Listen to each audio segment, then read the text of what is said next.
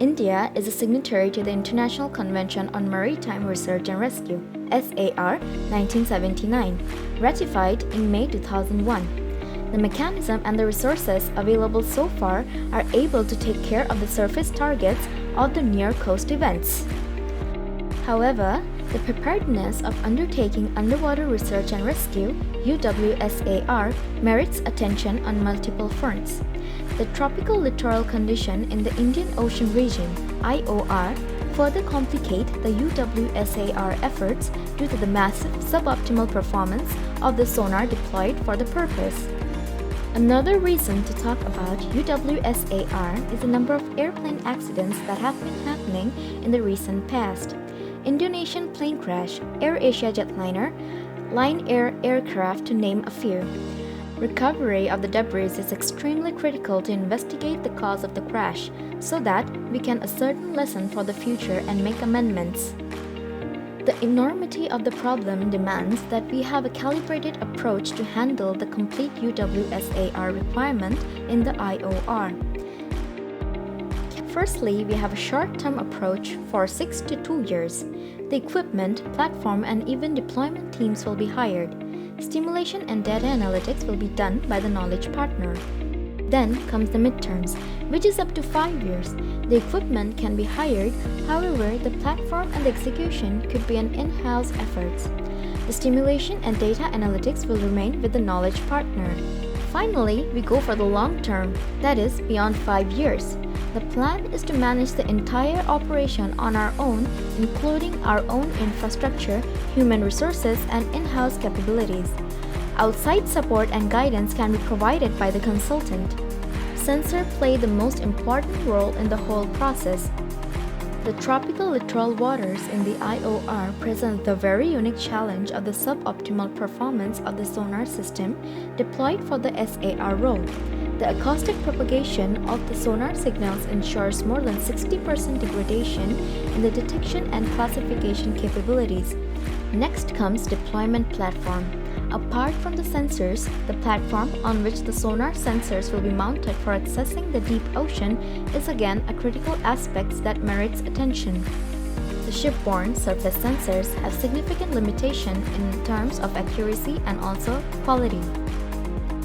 Modeling and stimulation, high-end data science, signal processing, environmental modeling and stimulation hardware, and software infrastructure is critical requirement to undertake an effective UWSAR operation. When we talk about the underwater search and recovery, there are two things which are very, very important. The first is that there is no question of any human survivor, because beyond a certain time, survival of human is not possible. And the second is, how do we plan the entire recovery? Because recovery of the debris is equally important, because there have to be lessons learned why such a incident happened. So now when we want to plan an underwater search and recovery, there's a very organized and structured process for that. The first would be that as soon as an incident is reported, we need to record the last known position, and then based on that, there would be a definite delay in mobilizing the entire search effort. So this requires significant understanding of the region, the parameters of the environment, and the time that will be required to mobilize. Now, if we go back, one very important thing is that how do we get real-time data of the location, whether it is the environmental parameters or the underwater parameters. It will be very, very important to get real-time inputs. So when we want to plan such a thing, there have to be seamless understanding between the various organizations. So the policy becomes very important. So we have to have standard operating procedures for the data to be sourced in real time.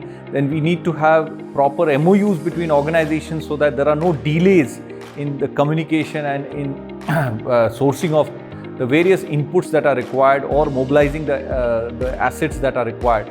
The second part is that we have to have very, very precise and accurate algorithms that should be able to generate the real-time inputs once the data is being provided to it. We've had enough incidents in the past, and I may not like to go into the details of it, but I think there are multiple lessons learned on this, and it only amplifies the fact that a lot more needs to be done. And I think MRC is now trying to put the entire framework in place so that the underwater search and recovery can be done in a very, very scientific manner. And with the growing maritime activity, I think such incidents are only going to increase, and our preparedness so becomes very, very critical.